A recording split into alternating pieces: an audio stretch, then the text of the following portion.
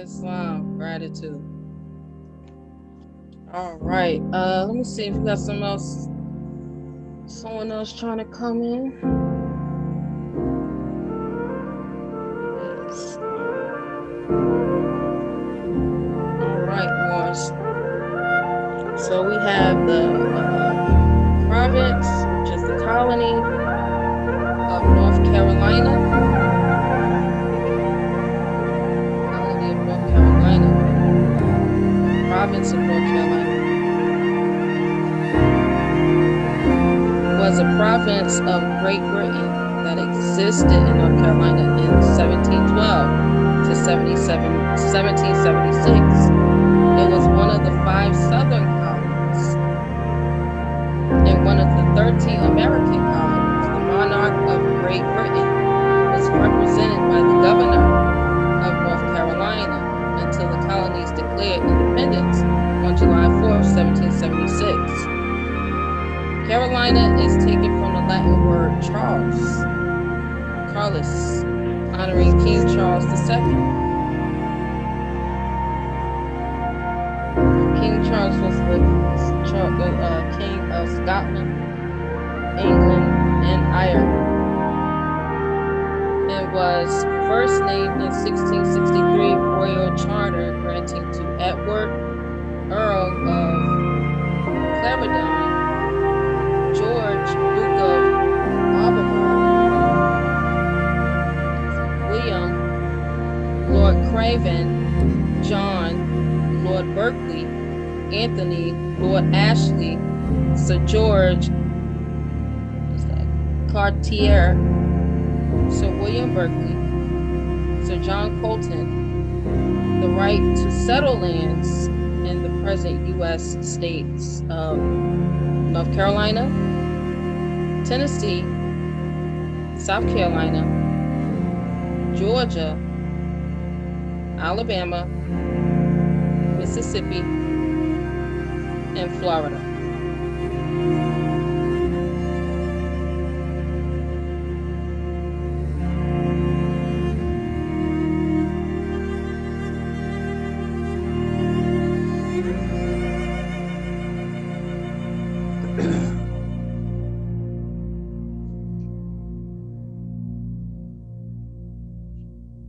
So here's the map right here.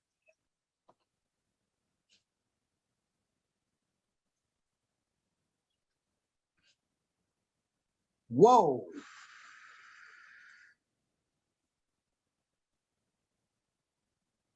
So are you telling me that Georgia was a part of the Carolinas? That's right. And that red line is the Appalachian line for the 13 colonies, right? Correct. So North Carolina was granted the charter Carolinas in 1663. And that's North, South Carolina, and part of Georgia, and looked like a little piece of Virginia, right?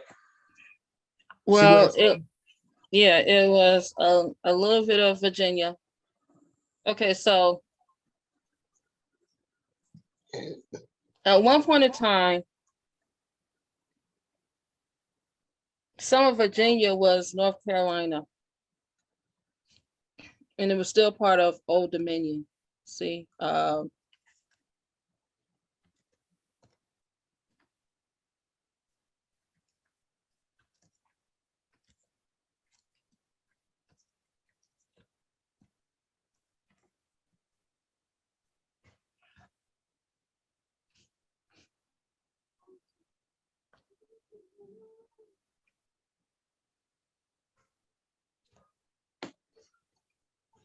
and a little bit of Tennessee as well.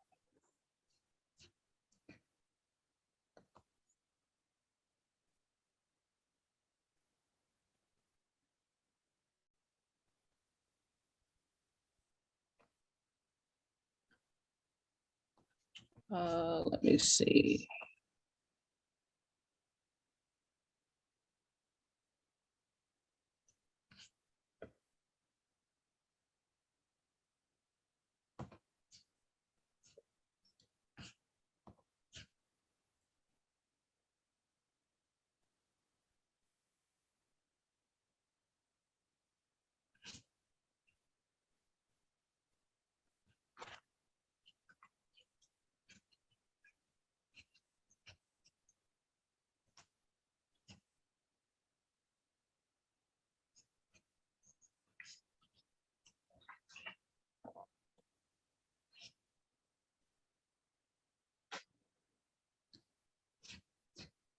I'm looking for one of the older maps.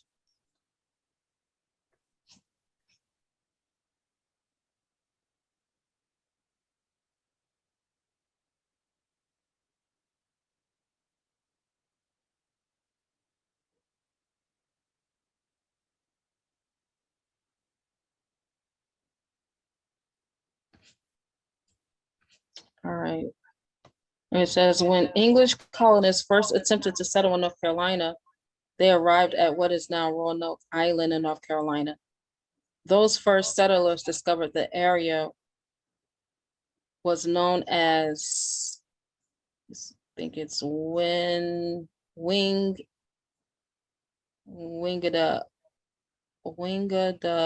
Koa, Wingada Cow, Wingada Koa, by the current residents, but the English soon decided to call the place Virginia after Queen Elizabeth. She was never married, thus avoiding political alliances with France and Spain. The presumption was she had remained a virgin as an unmarried woman. Originally, nearly all modern-day North Carolina was included in Virginia. And the three different colonial charters granted to the Virginia Company, the second charter awarded to King James I in 1609 set Virginia's southern border at a point 200 miles south of Cape Charles, which ended up being Cape Fear near modern-day Wilmington, North Carolina. In 1629, King Charles I modified the boundaries of Virginia to create the new colony of Carolina. He gave all land between the 31st and the 36th parallels of latitude, reducing the southern extent of Virginia to Sir Robert Heath.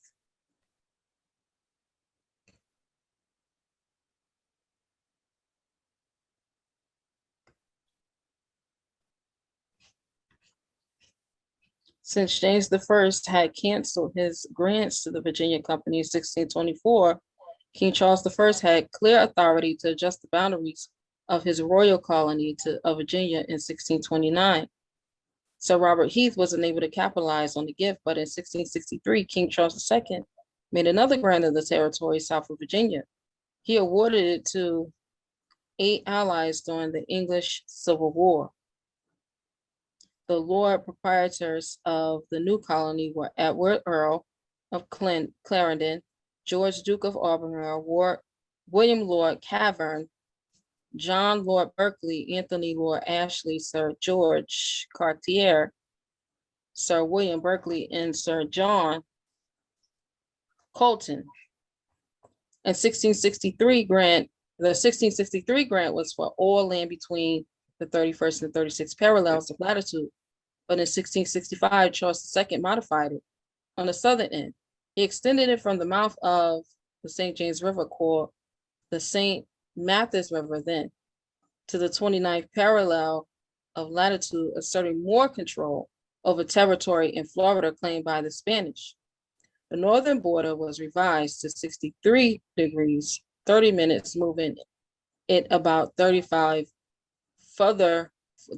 miles further north.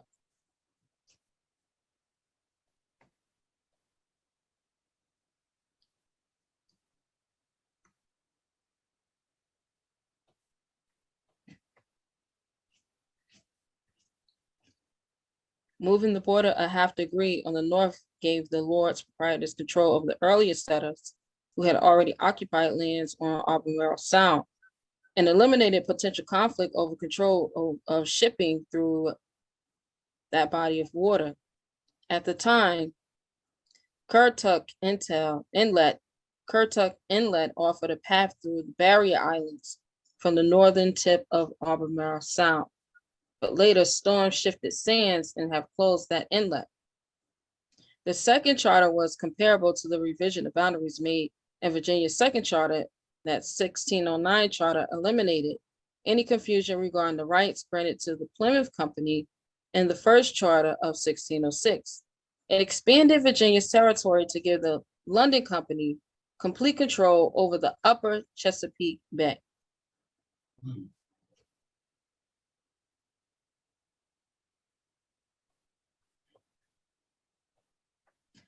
In the 1660s,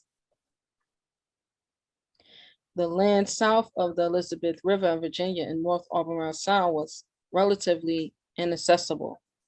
There was no easy water access to ship tobacco or other products from that area to the Hampton Roads. So Virginia's settlement expanded to the north up the York, Rappahannock, and Potomac rivers. And North Carolina's shipping was severely constrained by the lack of reliable passages through the barrier islands.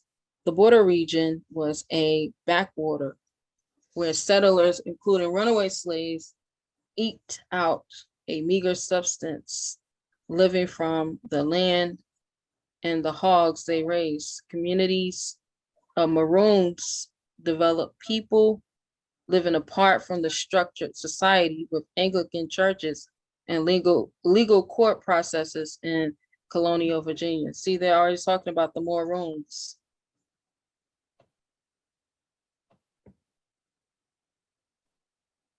Which is us. Right. The Moors, Maroons. Mm-hmm. Right. And this is the 1660s. So North Carolina actually played a big part in the settlers of the South. Well, all of the South was really the Carolinas.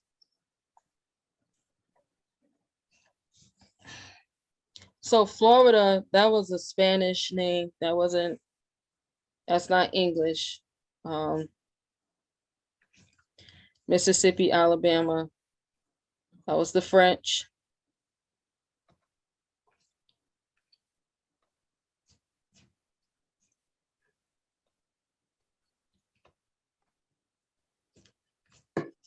Oh, man.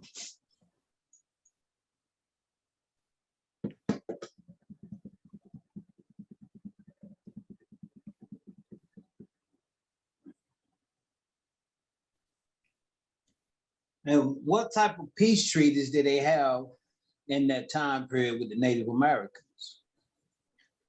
Is because during that time period is almost the that's way before the time period of the Trail of Tears, right? Yeah, this is way before the Trail of Tears. It's like 100 years before the Trail. Well, 200 years for the Trail of Tears. So that's 200 years before the Trail of Tears. Then they had to deal with the Native Americans in trade rights and travel rights across the land, didn't it? Mm-hmm. Seemed like they would have, because that's before any kind of peace treaties or anything.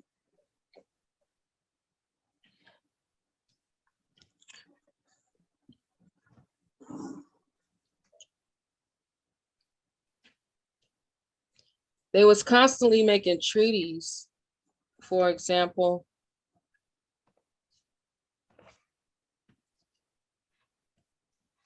this one right here was a treaty. Proclamation line in 1763.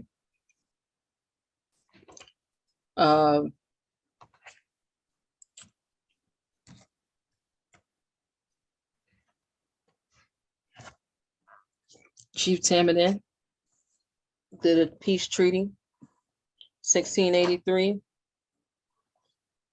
with William Penn.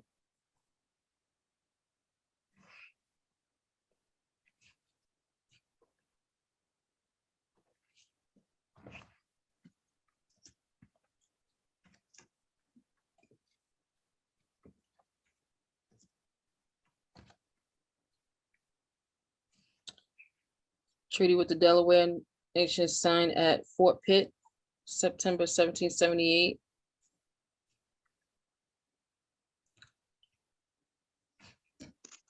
That was after they had claimed their independence.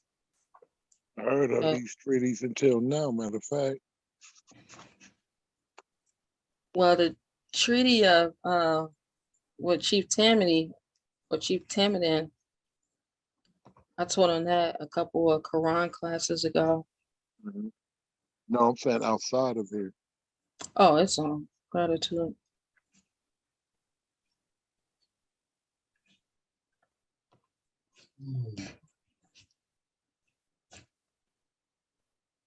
So going back to the Carolinas and Florida, Virginia, you see right here, the Appalachian. We've always had those.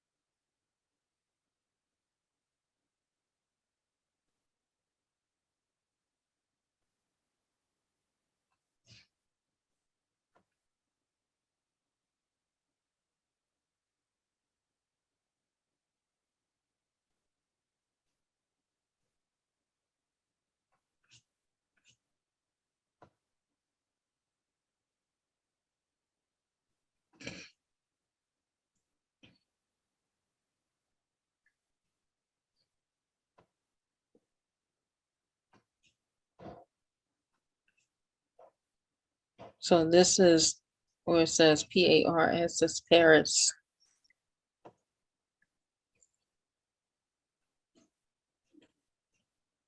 Up in here, Paris. Florida was all the way over here. Because this, again, was Spanish territory. Paris was French territory. So there was a lot of treaties that was made with the Dutch and then peace treaties, right? All peace treaties were treaties of commerce. Question. Mm-hmm. How is that where it says Florida Mary? How's that right there with the state of Virginia? Because again, that was Spain. It was just Spanish territory. So it was called Florida. If it was Paris, then that was French territory.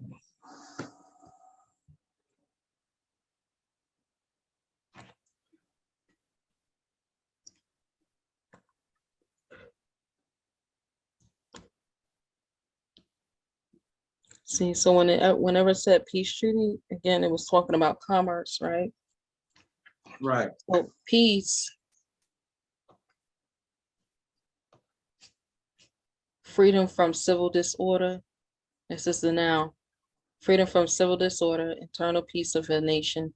From Anglo-French peace, Old French peace, reconciliation. Silence, permission, 11th century modern French pax.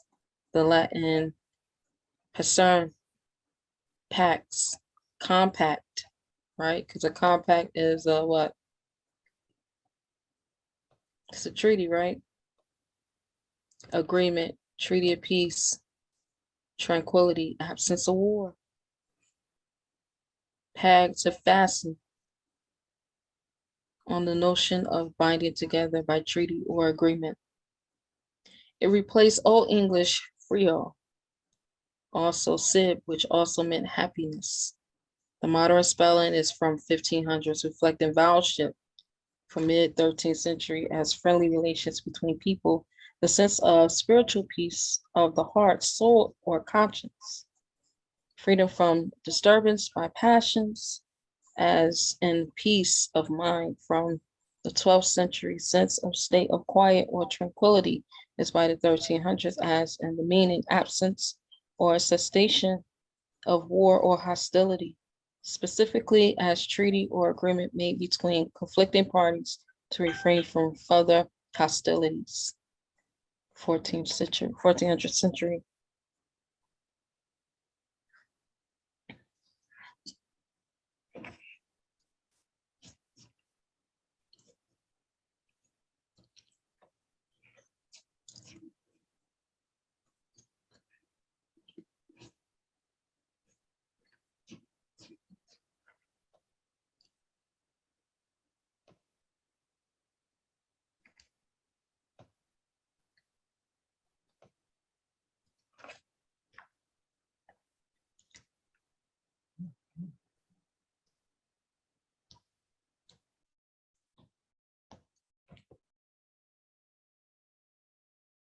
Here's some of the maps. This was King Charles.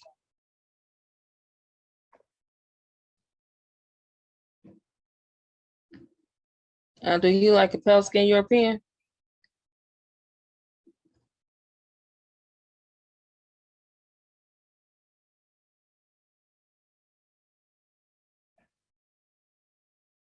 It's on. Can y'all see the screen?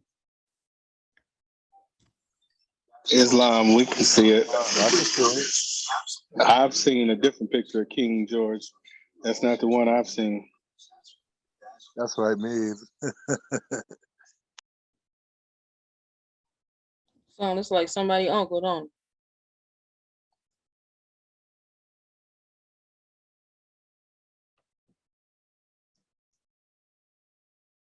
See how they switch them up? Exactly. And they switch up the information Mm-hmm. gradually.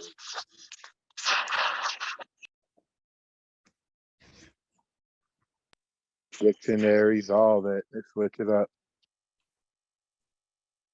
Because we're speaking this bastard language. And then this is the House of Governors.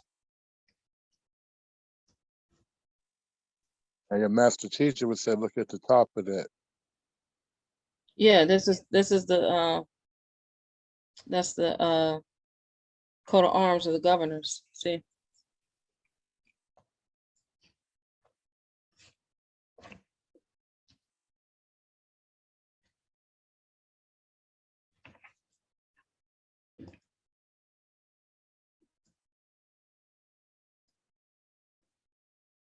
So all governors, that's a governor of the state of, comes under this coat of arms.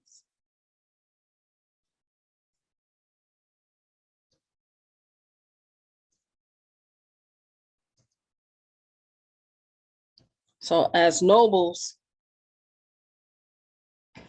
this is how we really supposed to be dealing with them. Right? We're supposed to be dealing with them in this form. Because again, they all come under this coat of arms.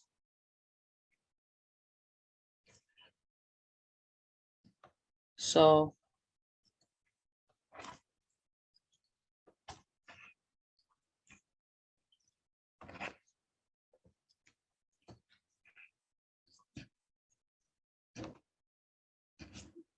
the prophet came at him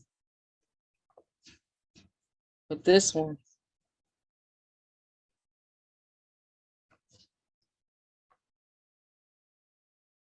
I'm gonna blow it up.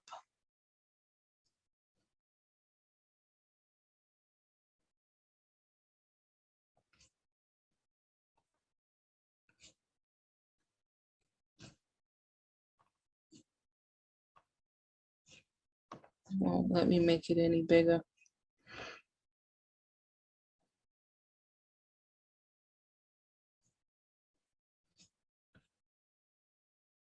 I think I might have it.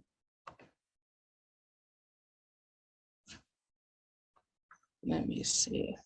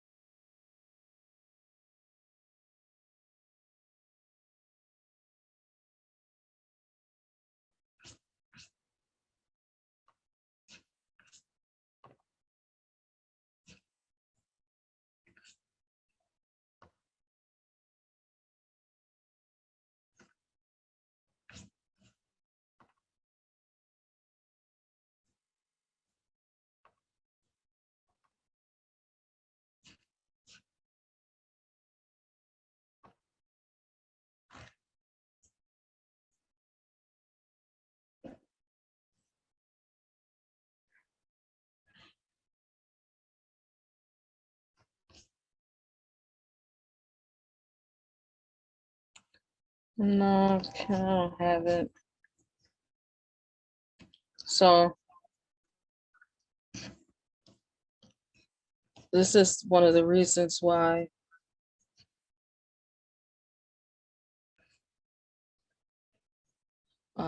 I gave the assignment for the copyright, trademark, and service mark with your family's coat of arms, because there's no new family names in the lexicon. Each name can translate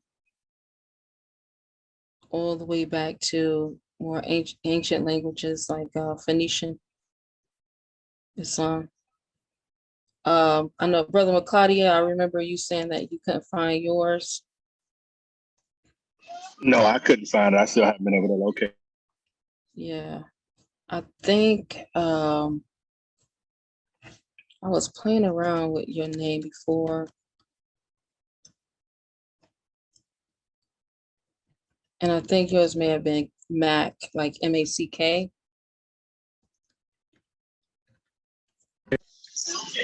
It's possible. I don't know. I can't remember how I found something like in something close to the form of your name. I think it was in one of these older books. I gotta go back and look. But I was definitely looking around for you. I appreciate it. It's I'm gonna go back and look again and see where I found a form of your last name. I don't know if it was Mac or if it was just Claddy or Clad.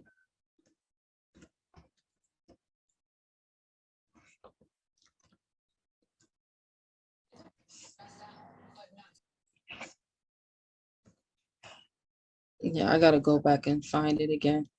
But yeah, I found a format of a version of a Clady and one of the older books in Google Books.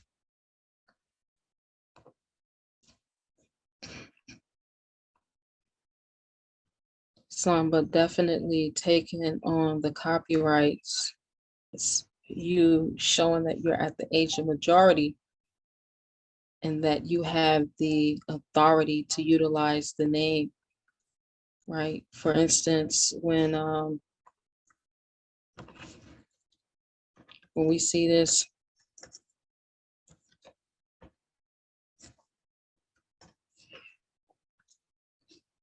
when we see so-called officers and authorities, when they say authenticated under my hand, right? If they don't have the copyright of this right here, of the hand family, then that's infringement.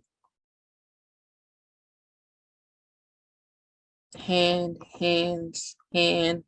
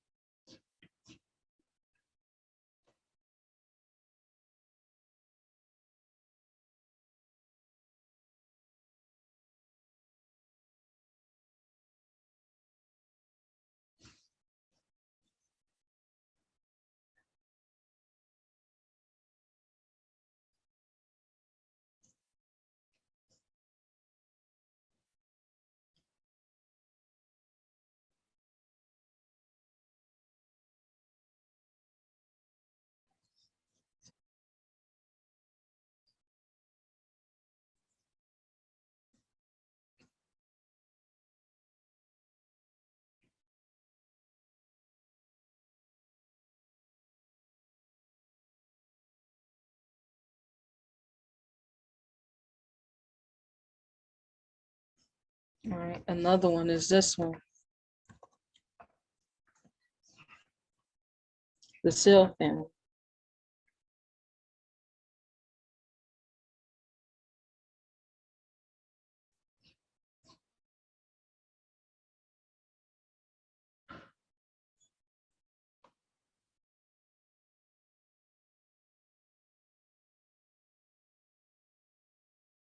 So I know a lot of times we look at these as just words, but many of these words are family names.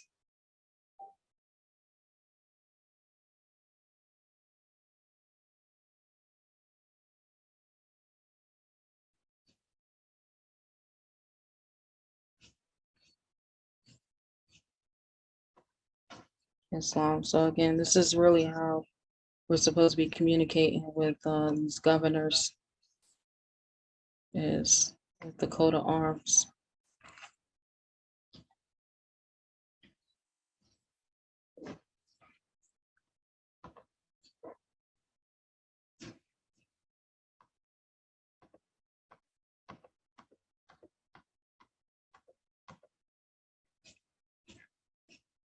The Governor's Palace, New Bern, seat of both houses of the General Assembly in North Carolina.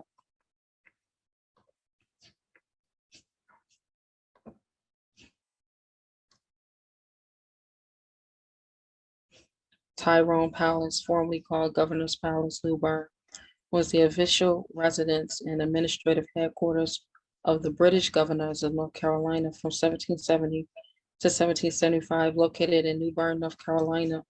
The palace was often at the center of state occasions and hospitality. The residence was seized by Patriot troops in 1775, shortly after the state capital was relocated to Raleigh in 1792. The main building burned to the ground, a modern recreation faithful to the original architecture's plan, and some period appropriate support structures were erected on the site in the 1950s and opened to the public in 1959.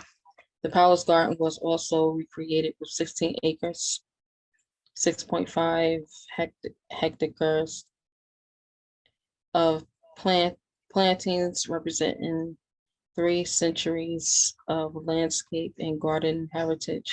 Today, the palace is a state historic site. So now, how is it that this is a state historic site?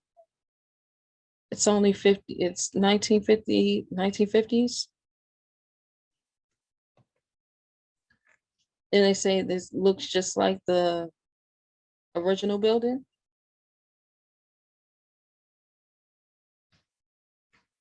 They built it to look just like the original building. So who was building this?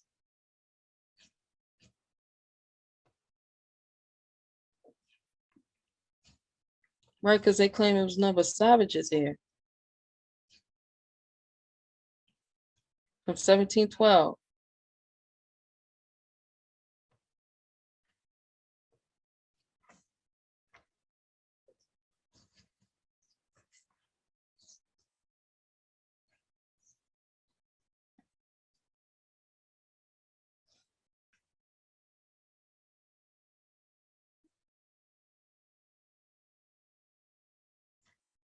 Who could have possibly built this?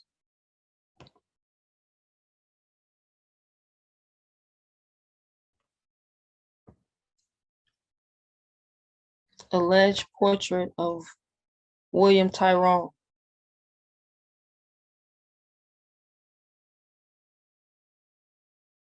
This look like the same picture that they have for the king.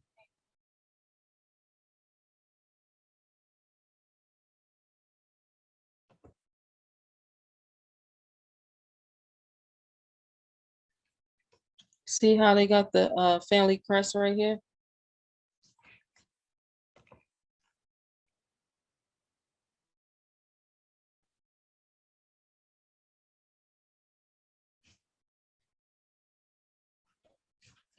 Family crest right here on the wall.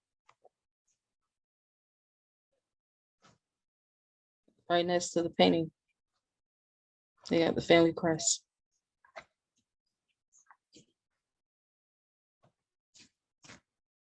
I guess it's sitting in the right place next to a picture of ships. Mm-hmm.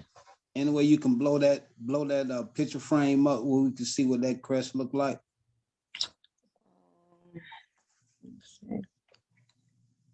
Probably not. Yeah, it's not going to show me the crest. Well, let me see. Let's see. Tyrone.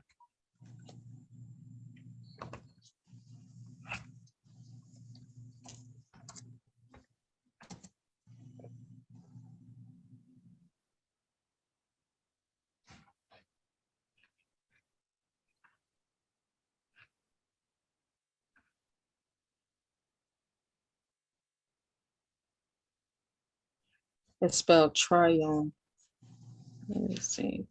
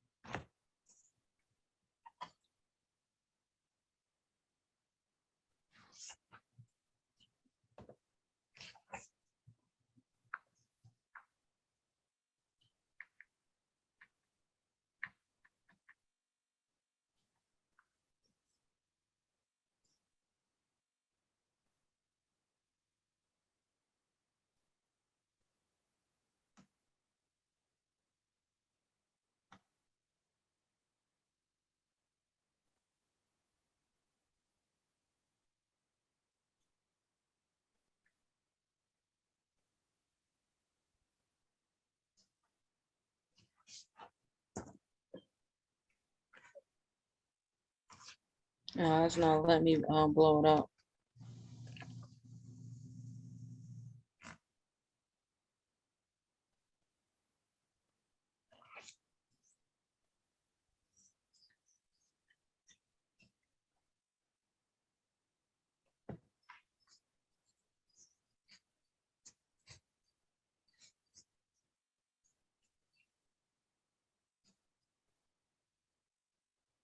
So basically, we're all supposed to have a copy of our family crest with the what's that? The one of authority or the one of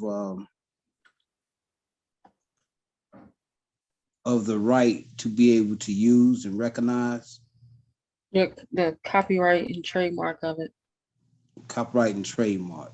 Right, because each name is a business.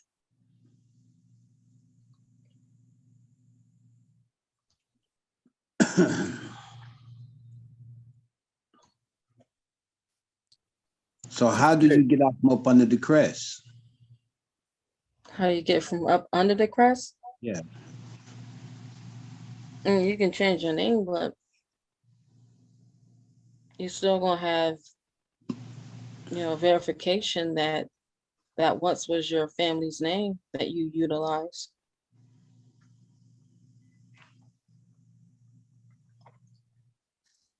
And you can't change the family that you were born into.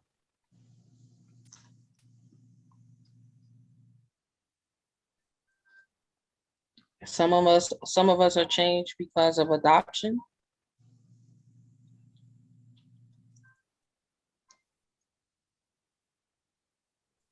Most of us women, we're changed by way of marriage.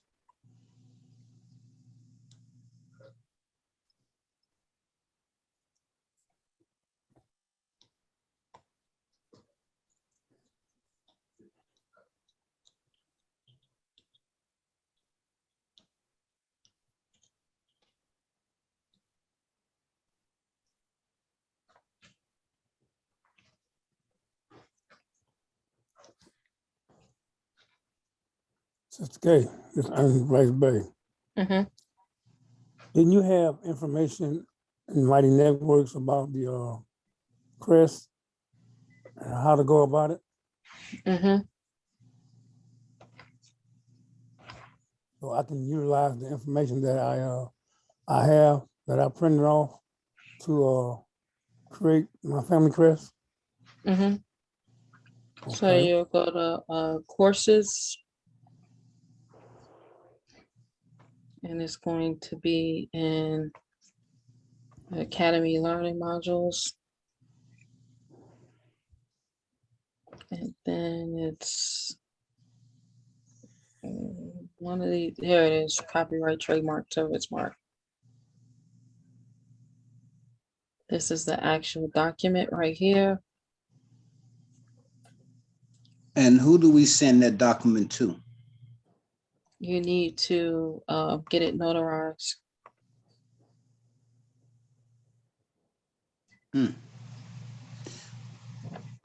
Right, you need to get it notarized. And this will go in with your other documents that you have notarized. Let me ask you a question, Grand Shakers. Mm-hmm. Like, my mother, she has her father's last name, but he didn't raise us. Okay. So along with that last name and my grandmother's last name and her mother's last name, will I have to issue copyright and trademark rights up under all of them? Whatever name you have, brother. And here's the Sunday school lesson for Brother E. Rice Bay. It was 4/4/2021. Okay. Okay, so I printed off the entire modules. Mm-hmm.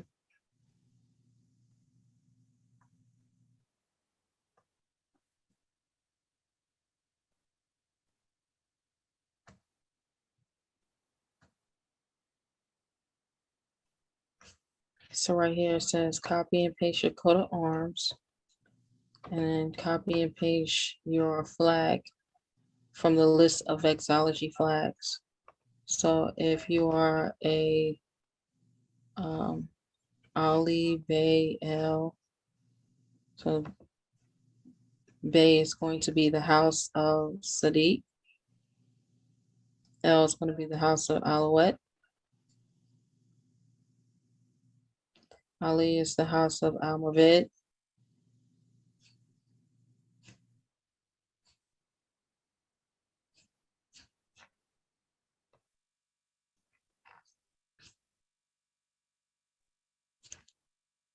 So in this document right here,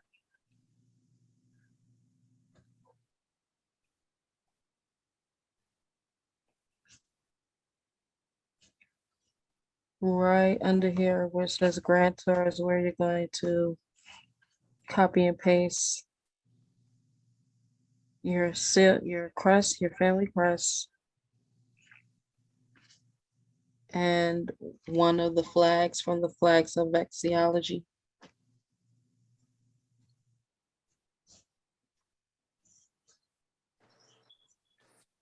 Islam Grand Seekers.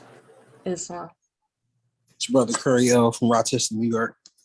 I had a question about the coat of arms and copyright. So I did complete it last year.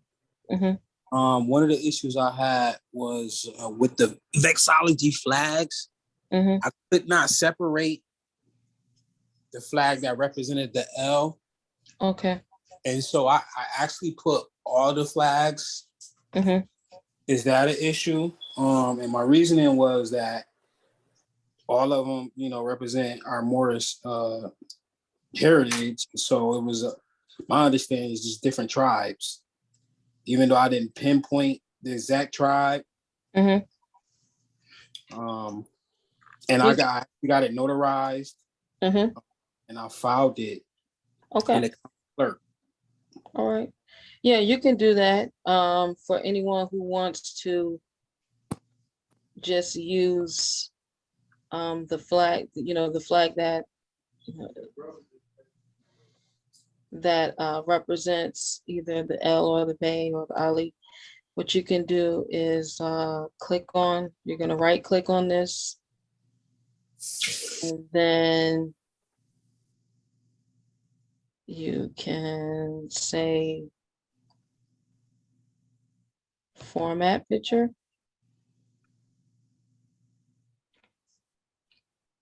And it should, or is it size and position?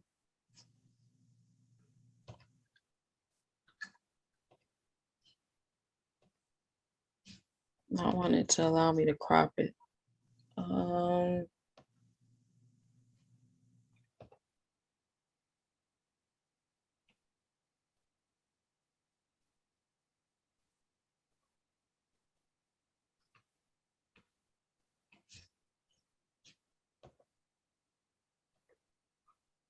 Here it is. So it is that one. So you'll right click, format picture, and then click on this picture symbol to your right where it says format picture, and you click crop.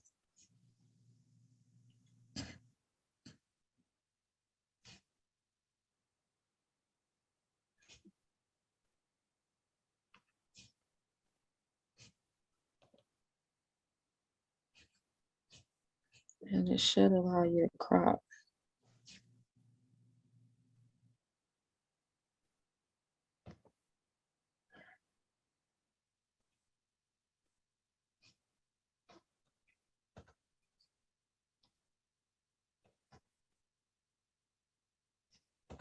Or if you double click, it'll come up for the option for crop will come up as well. So you see right here, it says crop. And then you just crop it. See, because you're on the Sunday school on your screen. I don't know what you're doing, but we Okay. can't see it. All right. Can everybody see it now? Islam, yes. Thank you. It's All right. long.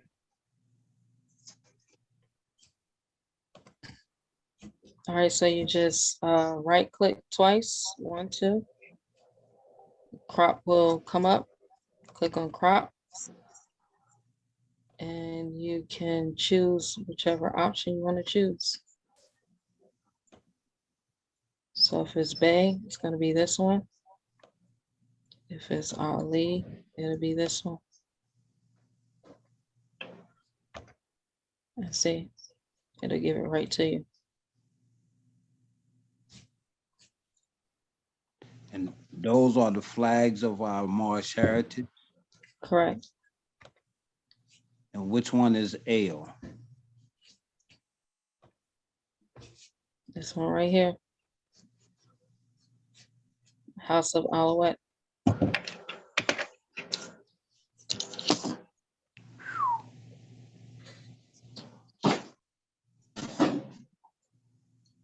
It's long.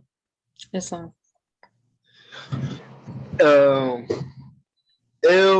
you said L, and you said House of Alouette, and no, that's what it says. Mm-hmm. Alouette. Alouette. It's just What does- Alouette. Alouette. What does Alouette stand for? That's the name of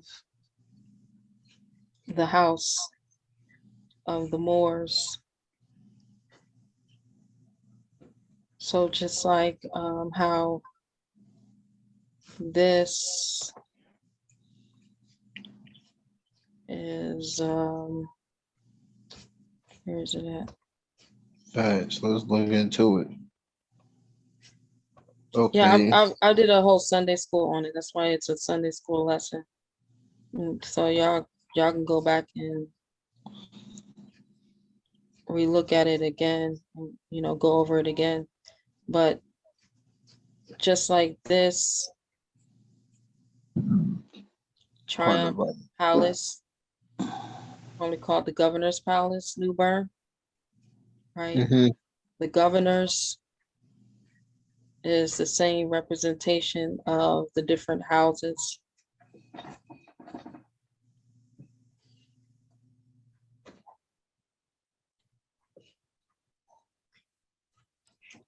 Sister Kate over here. It's on. So in order for me to utilize these features, I would have to go back in and do my cropping or whatnot. You can go on there and do it that way. You can, if you already have it printed out, you can maybe take a piece of paper and put it on top and then just copy it. So then that way it'll just like black out all the other ones. See what I'm saying? Mm-hmm. That's another way you can do it if you already have it printed out.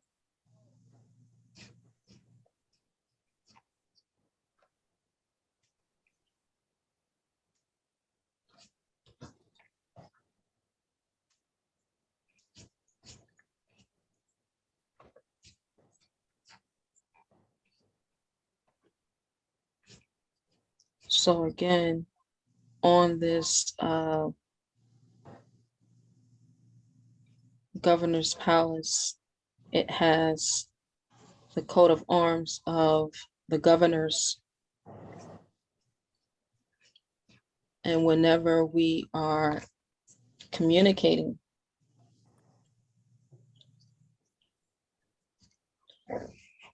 because we've really been taught to communicate like this.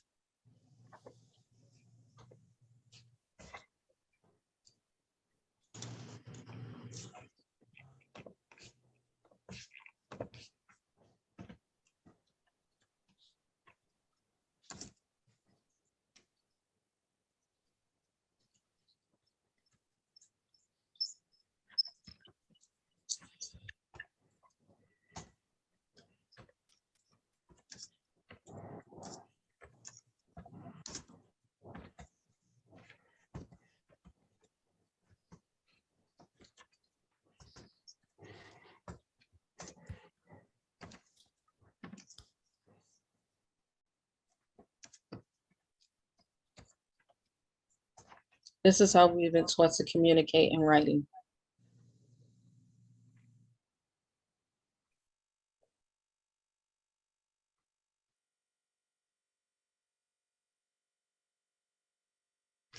When really we're supposed to communicate like this.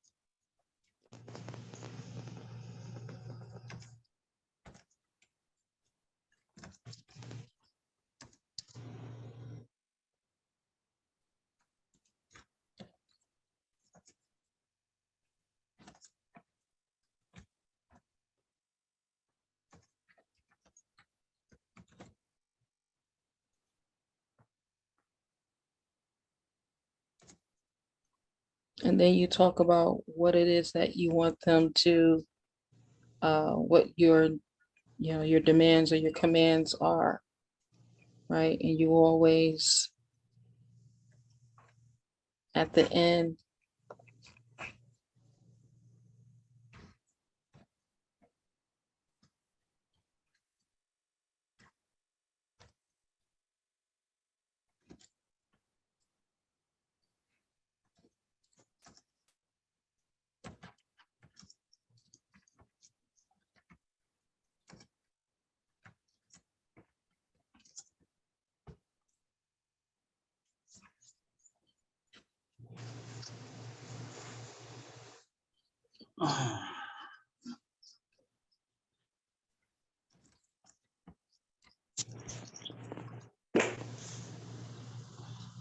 right? And then you can insert your coat of arms in your houses. So you do a letter like that, put it with your coat of arms to put inside your house. Right, so I would do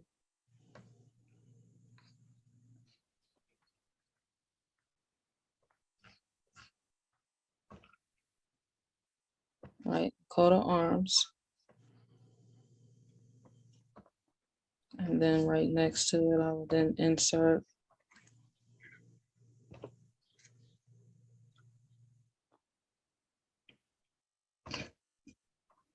the house.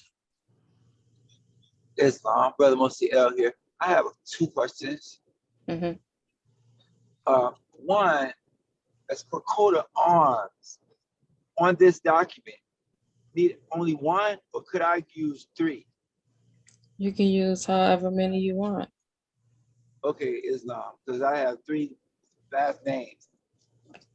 And second question, yeah, my father's name, my birth name, and my maiden name, mother's maiden name. My second question is the dynasty or house Alawite. Would a person like my aunt, close relatives, are we in that same dynasty or same house?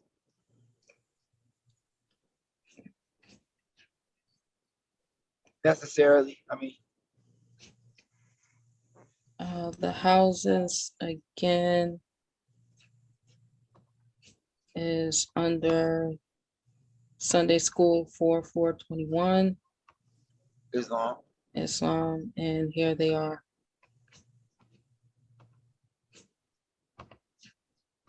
And Alawite is one of the houses, right? Islam, yes, that's one of the houses. Islam.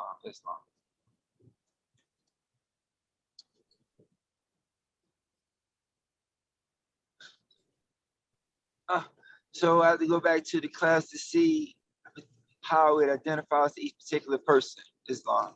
Islam, correct. So if you go here,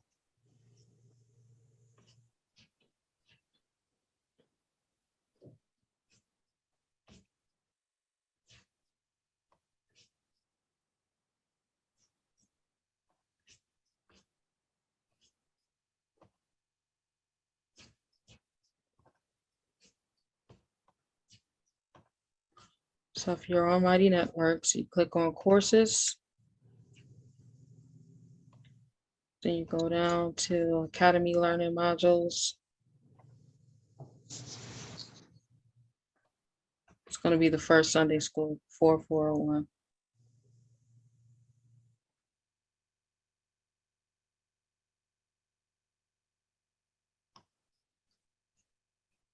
That's where you'll find it.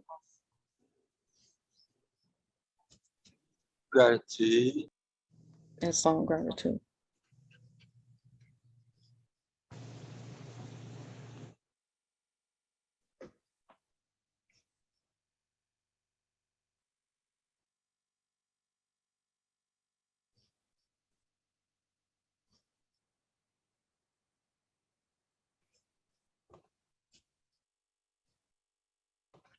So this is really how we're supposed to communicate.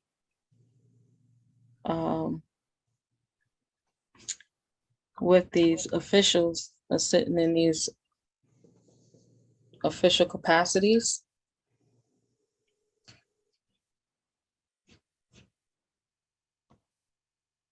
Instead of the way that we was taught, because we was taught to communicate like this.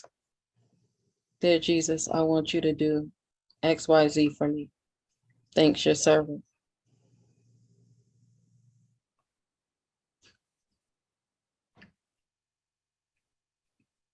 Right, because we was taught to pray in that manner. Just coming up, we was taught to pray like that. But Jesus taught us to pray like this.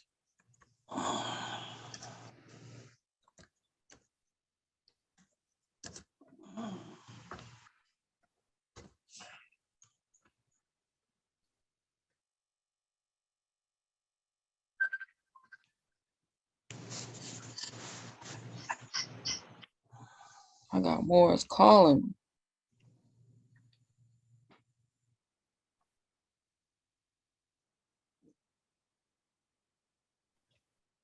Okay, so that's Luke 11.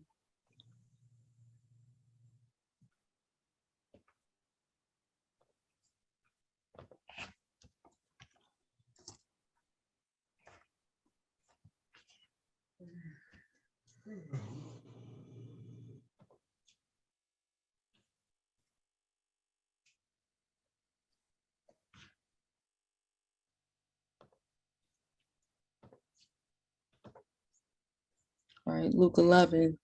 And it came to pass that as he was praying in a certain place, when he ceased, one of his disciples said unto him, Lord, teach us to pray, as John also taught his disciples.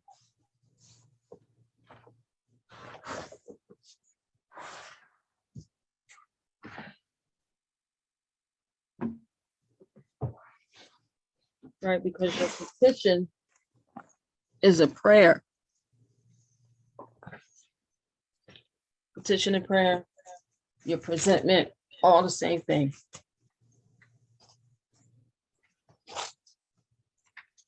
Islam. I was incarcerated once, and I wrote a letter to the judge, and I wrote, "It is my prayer for such and such," and it was responded to. Islam. When I was young. Yeah, that's the way. And I caught on to that because, like, the governor of Georgia, they call themselves sovereign. The governor is the sovereign of the state. Islam. Islam, that's right. This is so righteous. That's right. And that's how we big up the officiation and letting the Moors being recognized again. Like on my travels, the way they pettily run or try and run over us when we start addressing officials properly, I see that would change. That's right. It's like because they are in, they're sitting in a certain post. Right. Right. And on the street level, we taking them like they man to man, but really they're representatives of a certain post. Correct. Yeah. So again,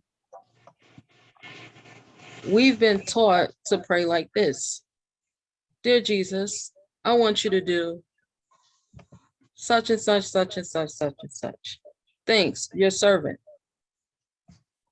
When really we're supposed to come in this manner to the governor, House of Adams, John, House of Adams. So this is John Adams. To the governor, John, House of Adams, in the name of Allah, I, the missionary, or whatever your position in life is, declare or present or pray this order be granted, etc. By K, and I'm just putting K because that's what I wanted to put, but you all will put whatever you want to put. By K of the House of Glover Ill, by the will of Allah.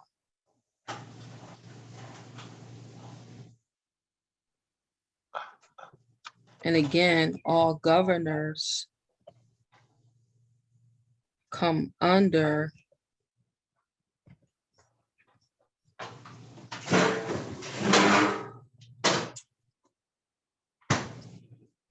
this seal or this coat of arms.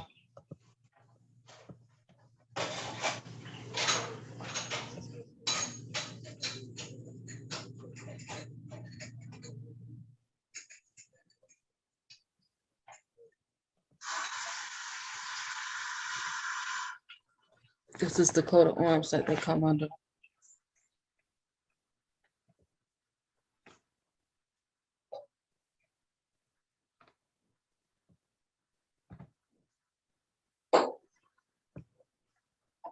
So whenever you're talking to the governor, which is the president of the state, of each nation state, this is how you communicate with them.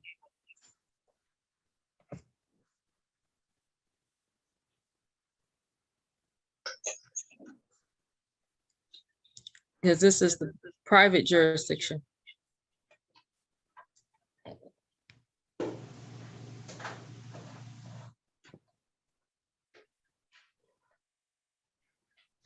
Because your family coat of arms is private matters, family matters.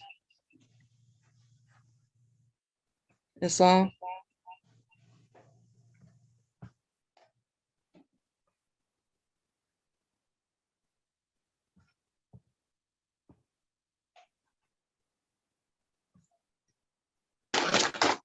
Islam. I don't see the coat of arms on the screen, sis.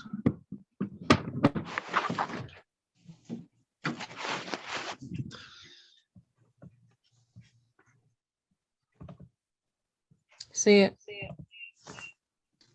There's one. This one. I wonder how many screenshotting away like me. I'm screenshotting everywhere. Well, we got the coat of arms from the colony of North Carolina, or the province of North Carolina.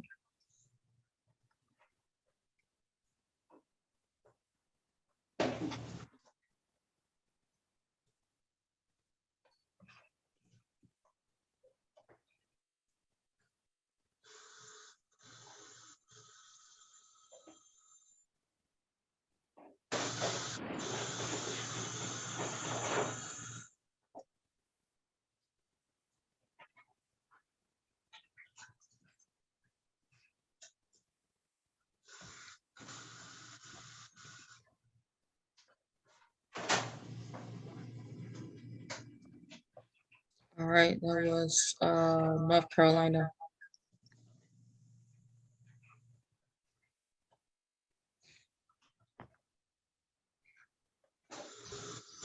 Colony of South Carolina.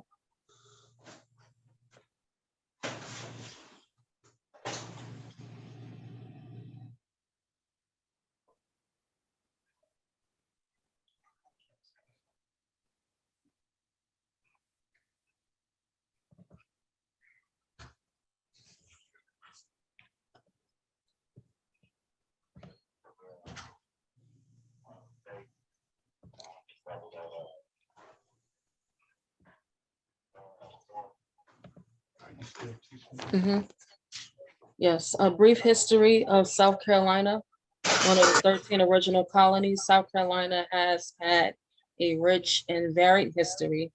When Spanish and French explorers arrived in the area in the 16th century, they found a land inhabited by many small tribes of Native Americans, the largest of which were the Cherokees and the Catawbs.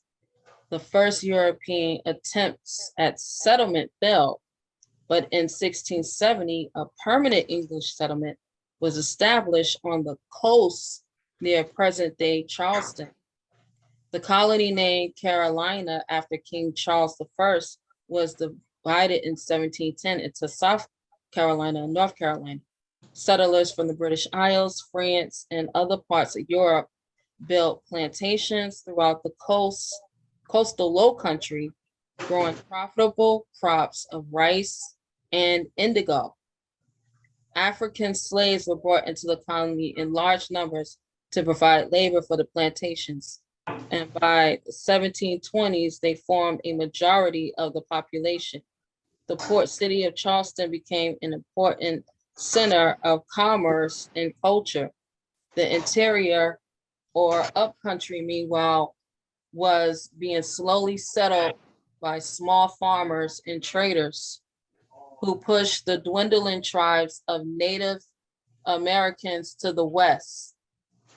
See, so if we go back into this, it says, you know, they always got to put the African slave, right? African slaves were brought into the colony in large numbers to provide labor for the plantations. So they didn't receive a permanent charter. It says 1670, right? Now they received a charter several times, right? They got Virginia got it for 1607. It failed that same year. The charter was completely abolished, 1624. And then after that, they continued to get more and more charters. Right now they're saying, okay, we brought these quote unquote African slaves to be able to farm the plantations. Now, if they brought these African slaves in to farm the plantations, who was farming the plantations before that? All right, because I said that it was quote unquote small tribes of Native Americans.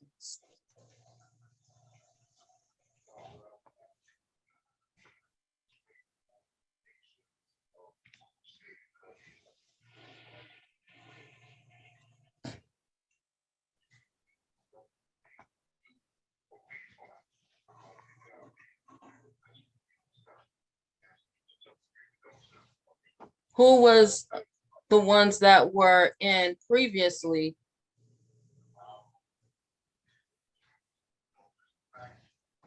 Who was farming the land previously?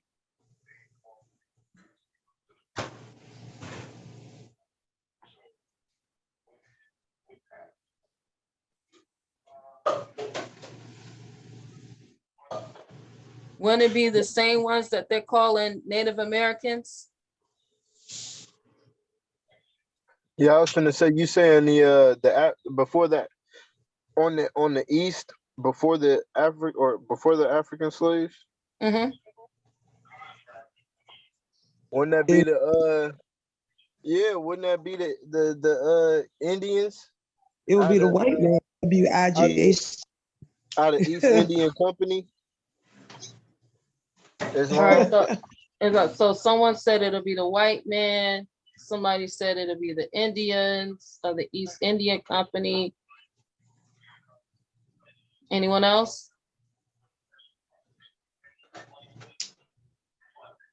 Slav. Islam. Slavics. You said the Slavics? Islam. Islam. Okay. Ancient Slavics, perhaps. Ancient Slavics. All that right. might be the best way, because they ain't the same as they was then.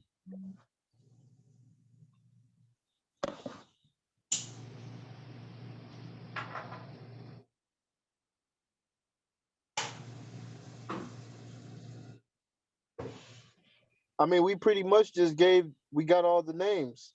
The same way we got different names, they got different names.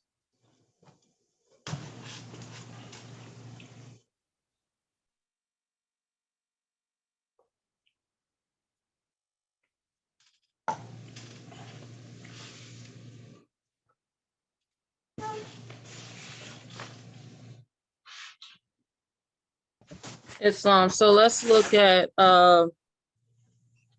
let's start with the whites.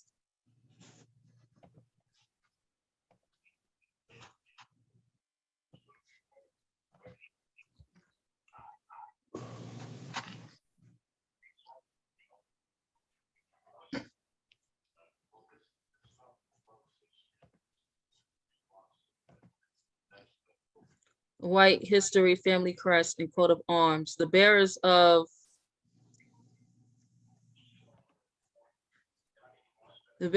white in its variants are generally thought to have come from the noble family of Les Blancs in Normandy, who traveled to England in the wake of the Norman conquest. Although the name certainly came to Britain from Normandy, there is some speculation that it already existed in Britain prior to the conquest. The word white itself is derived from the Old English word wit. This name was most likely originally used as a nickname from a person with white hair or a pale complexion. Right, white hair or pale complexion, but we know that pale complexion means black, right? So we know that it can't be white hair or pale complexion. That's just cat.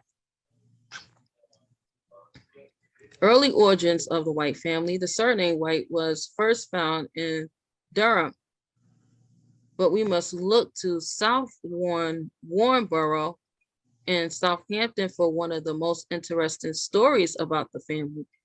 The church is very ancient, with a fine Norman arch at the entrance. And the chancel is a curious monument to Sir Thomas White and his family.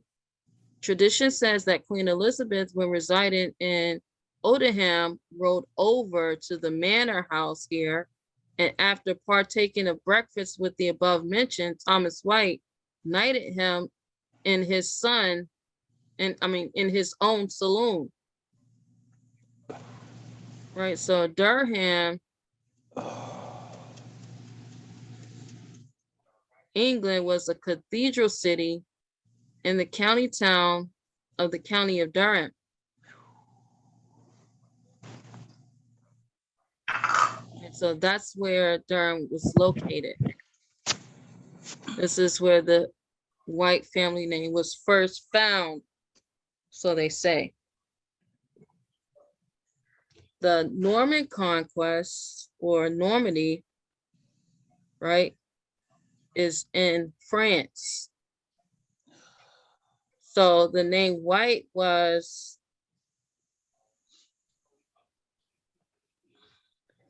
name White was a French name.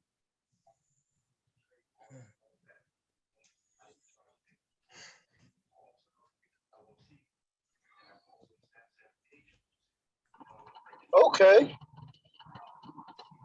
Islam. This brother Sidney L. Islam represent, yeah.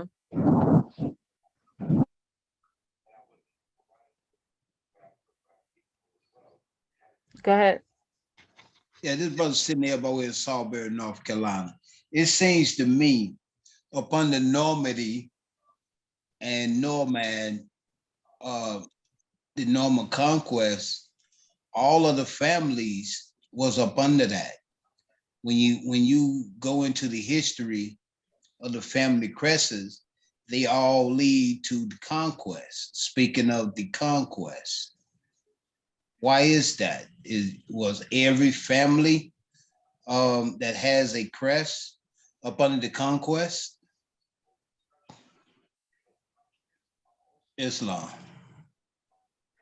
Okay, so the Norman conquest, well, Normandy was in France, right? Now, for many years, even still to this day, they call it the Silent War, but there's always been a war with the Normans.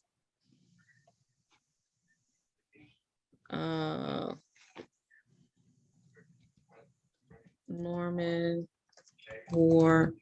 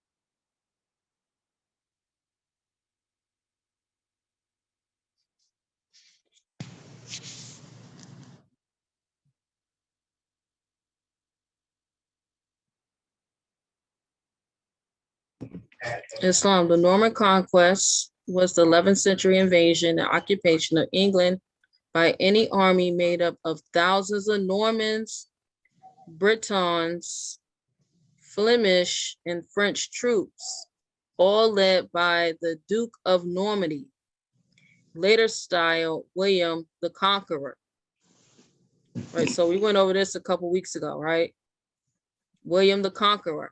William's claim to the English throne derived from his familiar relationship with the childless Anglo-Saxon king Edward the Confessor, right? Remember, Edward is the son of Alfred. Alfred was the one who brought the Anglos and the Saxon houses together. Prior to that, there was no Anglo-Saxons. You just had the Saxons and you had the Anglos. But Edward's father, Alfred, brought the Anglos and the Saxons together. who may have encouraged William's hopes for the throne. Edward died in January 1066 and was succeeded by his brother-in-law, Harold Godwinson.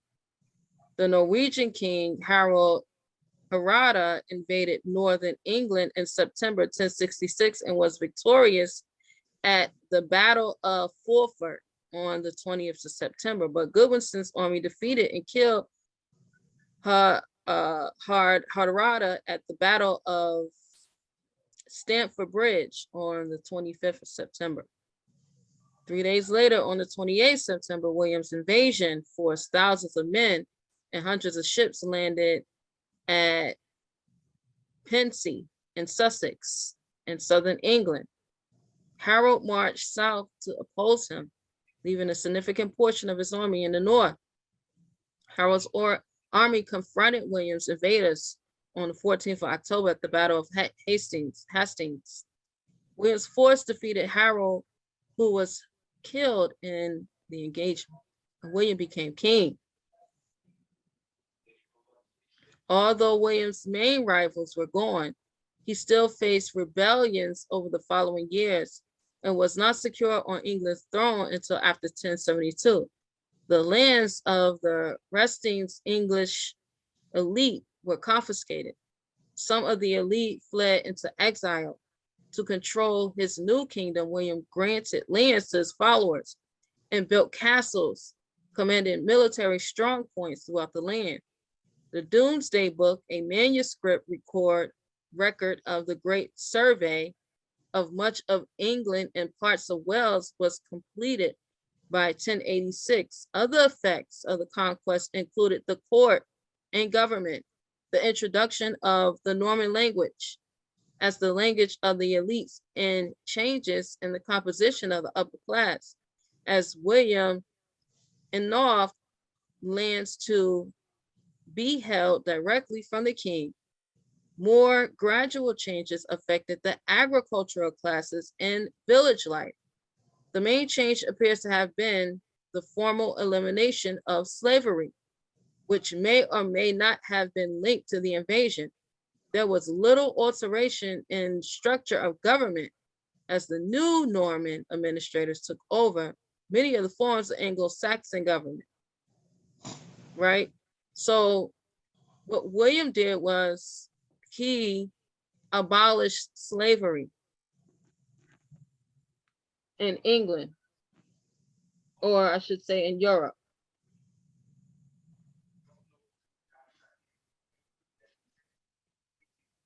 So that's about the Norman conquest. You can go and read a little bit more about it so you can get more history, knowledge, and understanding from it. Islam.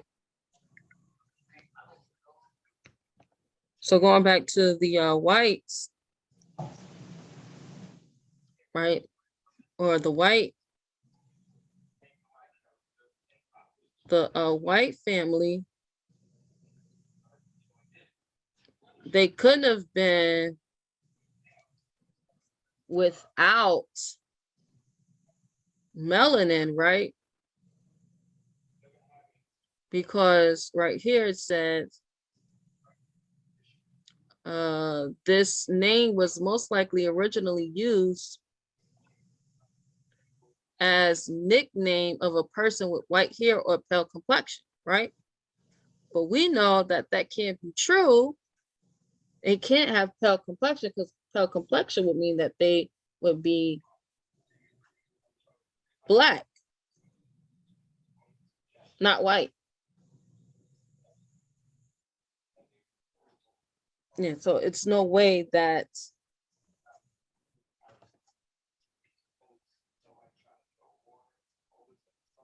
these people here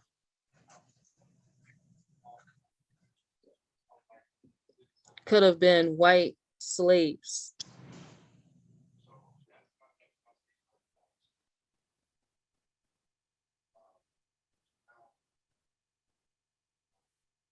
Yeah, they couldn't have been white slaves.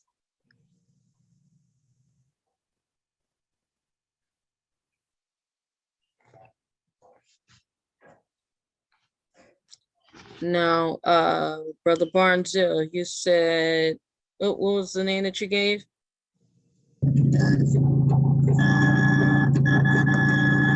Islam. Give me one moment. Okay. I believe I made mention of the East Indian Company. East Indian. You said the Indians of the East Indian Company. That's of the right. East Indian Company, Islam.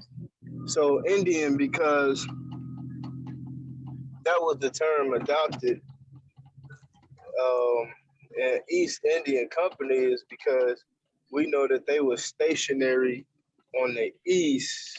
So that's I asked the question. I said, "Are the East before the Negroes?" You know what I'm saying? And so when you said the East, okay, it's got to be the East Indian Company who was running practically your so-called colonies. And that was George Washington and them. That's right. Islam, since dare I say that these are amalgamated Moors? Is there such thing as amalgamated Moors? In description. Yeah. In description, I guess. Yeah, there's definitely a such thing as Moors who amalgamated. Yeah. Okay. And word, thought, and deed. O.J. Simpson. Hey, I wanted to add. Well, before we get to O.J. Simpson, okay. What about your mother and your father? Yeah. What about you when you became the Asian majority? Right. So before we start going outside of us, we got to deal with home first. And we know they amalgamated because we all got a birth certificate. We all got a social security number. We all went to public school. Most of us went to church. Islam? Islam. So amalgamated literally means integrated into that system that wasn't our own. Yeah, that's right. Islam. Totally Islam. Oh, Greshings, what I wanted to add with Brother Barzell is that East Indian Company, when I watched my Asian martial arts movies, they was over there causing havoc in China as well.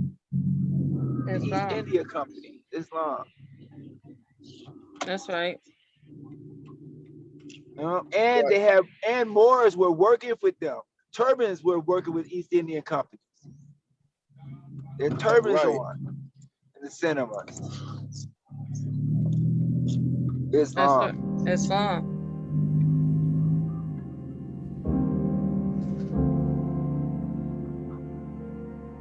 That's right.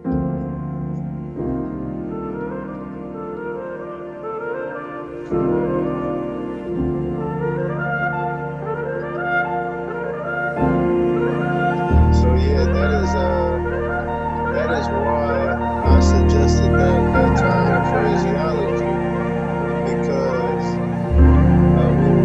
we know who they line up with, and the only reason why I even made a suggestion of the Moor was because the article and evidence and document proves that the Great Western Empire, where you had George Washington, you had John Adams, you had Thomas Jefferson, and I believe it was James Madison with the Temple Charter. That's what it appeared to be. And those brothers looked at like Moors. Those brothers didn't look like pale-skinned nations of Europe on that documentation. Islam. Reminds me what Marashika says is that long ago they didn't look like they look today, was the description. They look more like us.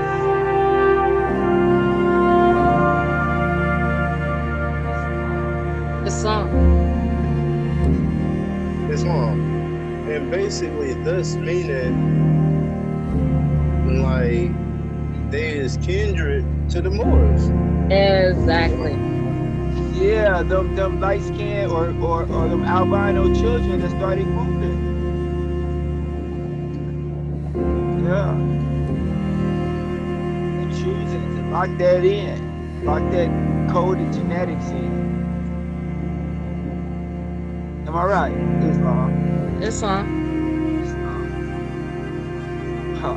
So yeah, so here is the banner of the East India Company, right? And then here's the British insignia or the banner, right, that the Carolinas flew.